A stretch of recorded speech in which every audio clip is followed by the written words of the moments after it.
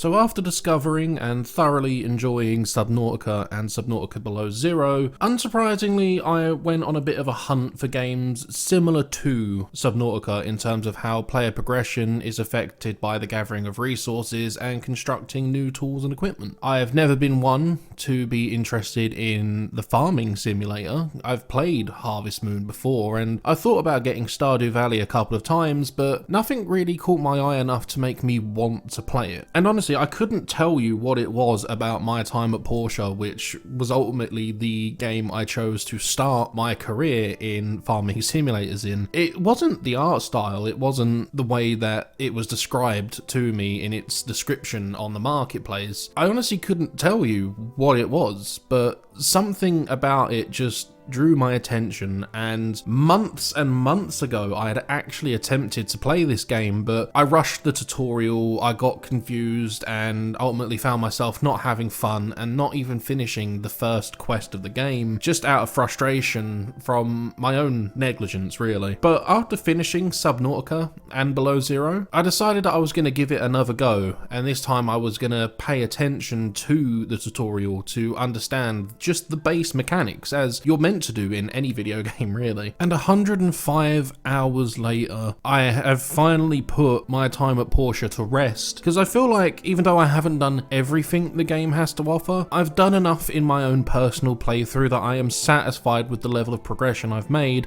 after finishing the story, becoming #1 ranked workshop over like 2 years in a row. I know there's a lot more to see and do, and there are some things that come up in the later years in the game, but for now, until Sandrock, I think I'm done. And I wanted to kind of share why I loved this so much. My Time at Portia follows a character only known as the Builder by everyone else, even though you can name your character, who you can also customize. While that's limited, it's enough to make yourself feel unique enough to stand out amongst the other townsfolk who have their own very unique design and aesthetic about themselves. You're given a workshop by your dad, who at first, when I wasn't paying attention, I thought had died, but it turns out he's just gone on a globe-trotting adventure. He leaves you a rundown little shack that used to be his workshop and expects you to do great things in there. And this workshop, while small at first, it's the heart, it's the core of your Portia experience. This is where you take resources you found out in the environment through mining or just gathering outside and refine them into things like plates, boards, pipes, gears, everything you need to take on and tackle the commissions the townsfolk of Portia give you. This can range from simple agricultural equipment, making an irrigation farm to help water trees. It could be something like building a whole new area of Portia in the desert, or it can be something like building up the harbour to bring in more trade from other places. And what's really cool, it's not like you just hand these things over and they're never seen again. You physically place them in the world. You can see what you've built in the world doing their job. You can see the water wheels spinning around gathering water for the irrigation system. There's a boat that comes into the harbour to take you to a whole new area. It opens up a whole new trading point for new items and schematics. You can collect smaller commissions from the townsfolk who might just want you to make things like waterproof cloth for them, a wicker basket, furniture, and it all culminates in progressing you towards a goal of being the #1 workshop in Portia while you're in competition with 4 other workshops. But in reality, 3 of those 4 workshops are a non-issue. Your only real competition in this regard is that absolute bastard, Higgins. Higgins really leaves an impression when you first encounter him, like 10-15 minutes into the game. The Commerce Guild has one rule of only 1 commission per day from the commission board, and he breaks that rule straight away by taking a second commission, which Presley even outright says you can't do. And this immediately puts it in your mind that this guy is a sleazeball and you have to do everything in your power to undermine him. You take the best commissions when you can. You turn in as many commissions as possible. You attend weekend inspections inspection things to check other people's work. To be fair, I was completely surprised at the end of my first year in Portia when I actually managed to outdo him, and it was only during an award ceremony where I found out that I had actually beat him, only by about a few hundred points. But the satisfaction you get knowing that you have completely pulled the rug out from this guy's feet, it's just one of the most satisfying things. You can't help but walk past him in the streets and tell him to fuck off, even though he hasn't actually spoke to you or looked in your general direction. And even though he's not really an antagonist, he's only really labelled in the game as a nemesis, it does kind of build this fun competitive nature in yourself, which you might not have had if you weren't introduced to Higgins in such a way. But it's not all commissions and building. You have mini games like darts, slots, and a shooting range. You can go dungeon diving into abandoned ruins for ore and treasures and to hunt secret rooms. You can go through the more combat focused hazardous ruins like the waste management facility or Ingle's mine out in Sandrock. You can even take on one later in the game called the Deep Ruins, which goes on for like 100 floors. And they're not just there for you to wail on enemies and relieve some stress you might have built up. They contain treasures and materials that you will need for more complicated builds in the mid to late game as well. Advanced engines, springs, and adhesive spray. Even though you can find these while digging in the abandoned ruins, they're more easily acquired through doing these dungeons, these hazardous ruins. You can also later on commission the Civil Corps to go in and get them for you for a fee, but I never really found myself going to the Civil Corps for much unless I had other things to be doing and just didn't want to waste a day in one of these dungeons. And the Civil Corps aren't the only people in Portia with services to employ. There's tool shops, there's clothes shops, there's a furniture shop, bakery, there's a diner. And if you want to upgrade your house or any of your work gear, such as the work table or the building platform, you've got A&G Construction, which for a fee and some materials, you can basically go from that small little shack to a manor house. You can purchase property off the land and expand your work yard. You can also build up relationships with the townsfolk of Portia, starting as a stranger to everyone when you first turn up, to becoming an acquaintance, a buddy, a friend, a best friend forever. And ultimately, you can then pick and choose one of several characters to date and eventually go on to marry if you want. And what amazed me when I found out was you're not limited to other sex relationships. It's not constantly guy, girl, girl, guy. You can go on to date and marry people like Antoine, Gust, Albert. Or if you're playing as a female character, you can pick from one of the several options of female townsfolk to date and marry. But that's one of the reasons why I love this game. It's so open to everyone. You can play it the way you want. You can be workshop focused and do nothing but commissions. You can try and have a balanced lifestyle where you take commissions and have a social life. Or you could just neglect being the #1 workshop and just focus on the main commissions and your love life. Portia really does offer a diverse and open experience for any and all players of any and all ages.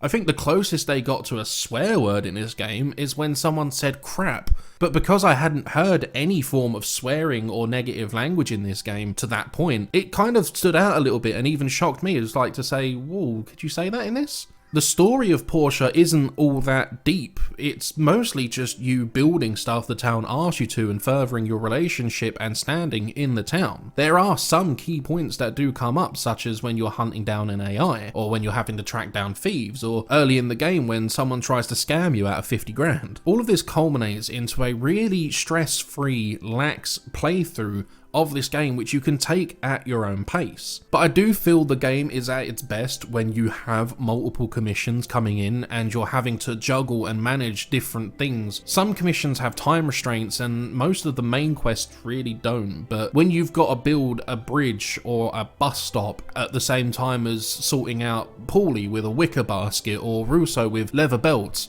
because he really loves his leather belts. But when you've got 4 commissions at a time and you've now got to manage resource allocation, what's going on when, who you're going to prioritize, it's so much fun to just sit there and plan and feel like you're in control, especially in the late game as well, when you get access to some of the more heavy duty machinery or a factory that really does speed up and improve your production rate. But Portia's not all sunshine and rainbows. There are some things in this game that I couldn't really help but nitpick. Simple things like while you're in the middle of combat and you want to swap to a healing item, you have to wait for your attack animation to finish and settle before you can then even just change on the hotbar to the item you want. 9 times out of 10, I'm swinging my hammer or a sword and I am almost dead, and I am mashing my hotbar to get to a bandage or a potion or some food, and I'm sat there for almost 5 seconds at a time waiting for the hotbar just to move over for the option to consume a healing item. I also would have liked, if you are really efficient, to be able to take more than one commission in a day as a reward for being the number one for so many months in a row, or as a perk that you get for being the number one workshop through the year, and that's a bonus you get for being that good. Because if Higgins can break the rules in the beginning and be a dick about it, why can't I be rewarded for being, you know, like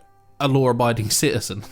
I mean, you could balance it by only being able to do it if you can accomplish your first task before like midday, say, and then that way you can take a lesser level commission. Like they'll take away the S levels or the A levels and let you do some of the lower end stuff as well. Something I do think they should have changed is sometimes the way the commissions are laid out on the commission board, they overlap. So you might think you've clicked one specifically that you were looking for, only to realize you've then just accepted a commission you didn't want or don't have the ability to do. But then you can't cancel that commission without a negative effect. You'll lose reputation with the town and with the people. It would have been easier if, while you're still on the board, haven't come away from the screen, you could reject or refuse a misclicked commission, because that has happened to me way too many times, even when I'm being careful.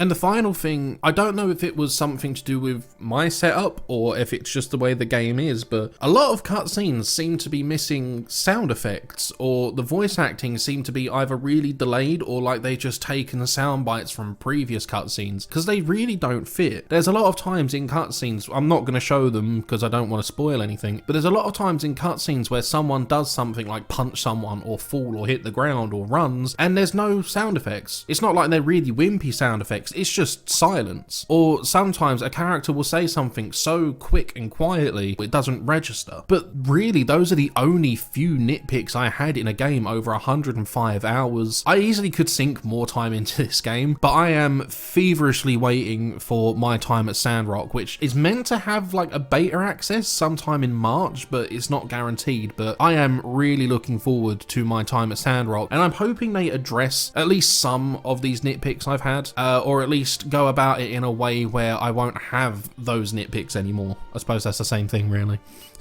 But My Time at Portia is a game much like Subnautica that genuinely surprised me, and I would wholeheartedly recommend you go in there and just invest some of your time into it. Because with what's going on in the world today, a lot of people have found themselves with some free time, and I really couldn't imagine a better way of relaxing and chilling out in a zero stress environment by playing My Time at Portia.